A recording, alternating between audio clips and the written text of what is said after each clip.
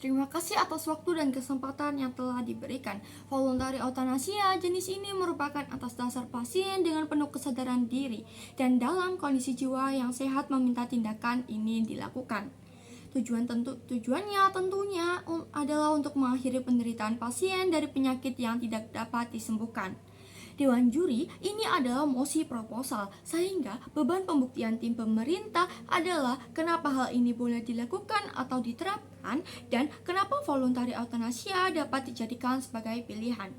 Dua penggambaran penting dalam debat ini. Satu, kita lihat status quo-nya. Kami rasa di zaman sekarang ini banyak sekali masyarakat yang tengah menderita sakit yang parah, bahkan belum ditemukan obatnya, bukan? Contohnya apa? Seperti pada pasien penderita diabetes yang dimana pengobatan yang dilakukan masih memiliki efek samping yang cukup membahayakan, dan juga pasien dengan penderita kanker stadium atas misalnya yang juga sudah tidak memiliki harapan untuk sembuh, bukan?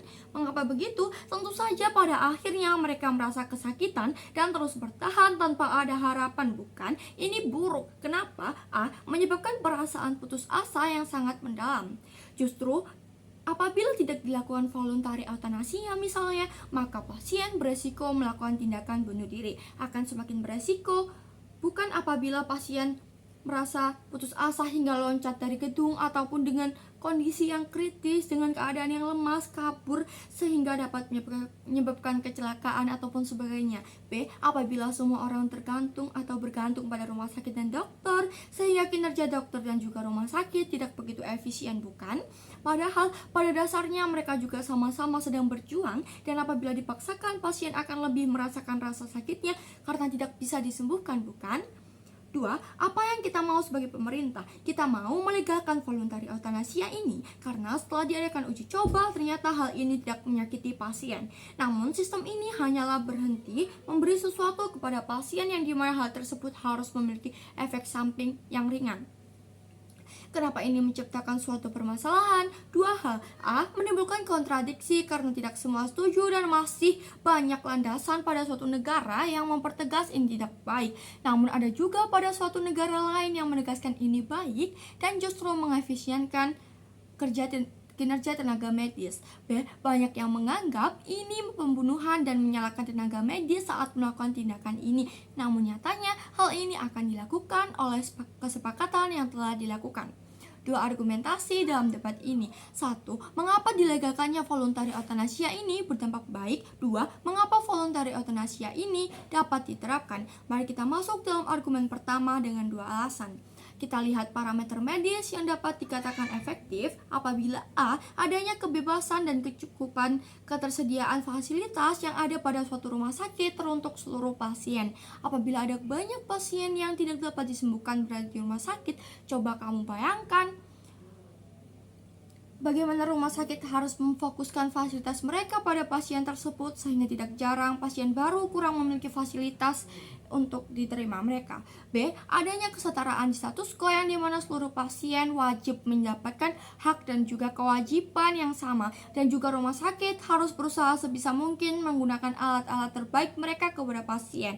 Apabila keterbatasan alat tersebut hanya membuat fokus pada banyak pasien yang bisa dibilang parah, maka fokus tenaga medis atau bahkan tempat kesehatan dapat terpecah. Argumen kedua, mengapa voluntary euthanasia ini dapat diterapkan? Dua alasan. Kita lihat bagaimana alasan kenapa euthanasia jenis ini dapat dilakukan. Tentu saja karena telah mencapai kesepakatan yang resmi, bukan? Kita buat regulasi. Euthanasia ini dapat diterapkan apabila pasien meminta lebih dari 10 kali dan juga pada akhirnya pasien harus berunding dengan pihak keluarga. Sehingga euthanasia ini harus atas kesepakatan pasien, pihak keluarga, dan juga tenaga medis terlebih dahulu. B. Kita coba lihat pada status quo, euthanasia ini sudah dapat diterapkan pada beberapa negara dan hingga saat ini tidak ada masalah besar yang ada, sehingga voluntary euthanasia ini juga sudah terbukti teruji coba dan tidak asal-asalan saja, bukan? Pada akhirnya ini layak untuk dilegalkan. Oposisi mungkin akan datang dan bilang bahwa ini merupakan tindakan pembunuhan dan sebaiknya menunggu ajal saja daripada dibunuh. Dua alasan. Satu, kamu tidak akan dicap sebagai pembunuh. Mengapa? Karena ini adalah permintaan pasien dan juga atas persetujuan pihak keluarga. Coba kamu bayangkan, memangnya ada pembunuhan yang telah didiskusikan dengan korban dan juga pihak korban. Tentu saja briefing seperti itu hanya ada pada sinetron, bukan? Maka dari itu, ini bukanlah pembunuhan. Apabila seperti itu dikatakan pembunuhan, maka orang yang menunda makan mereka juga termasuk tindakan bunuh diri, bukan? Pada akhirnya, hal tersebut tidak termasuk klarifikasi pembunuhan. Dua, justru kenapa voluntary euthanasia ini layak dilegalkan? A. Semua orang juga layak merasakan ketenangan dan kebebasan dari rasa sakit mereka. Semua orang berhak untuk bahagia dan juga berhak memutuskan kehidupan mereka, sehingga semua keputusan yang diambil dengan penuh keyakinan bukanlah hal yang salah.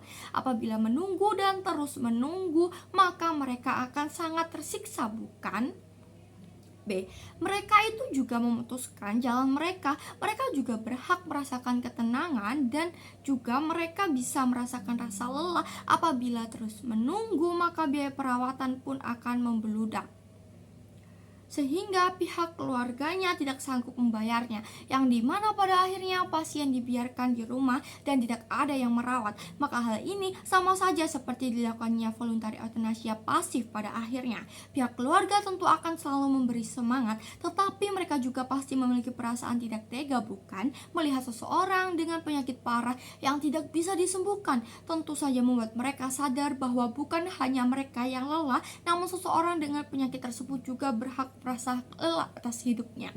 Dalam perjuangan ada harga yang harus dibayar, begitupun untuk bertahan ada impian yang pudar. Bangga menjadi tim proposisi.